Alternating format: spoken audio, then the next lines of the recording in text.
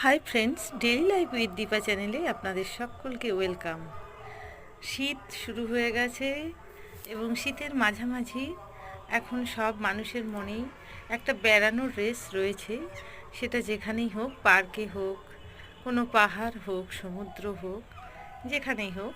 তেমনি আজকে আমরা রবিবারের দুপুরে চলে গেছিলাম মুর্শিদাবাদের লালবাগের কাছাকাছি holiday water park.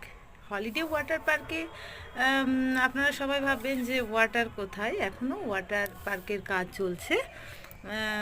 Water park এখনও শুরু হয়নি। ড্রাই পার্কে বাচ্চাদের এখানে বিভিন্ন গেমিংয়ের ব্যবস্থা আছে, হাঁটতে ভালো লাগবে, প্রচুর ফুল লাগানো আছে, বাগান আছে, সেলফি জোন আছে, অনেকটা জায়গা নিয়ে তৈরি। একটু নিজের মনের মতো খোলামেলা চলতে পারবেন। পরিবারের সঙ্গে একটা দিন কাটানোর জন্য খুবই সুন্দর।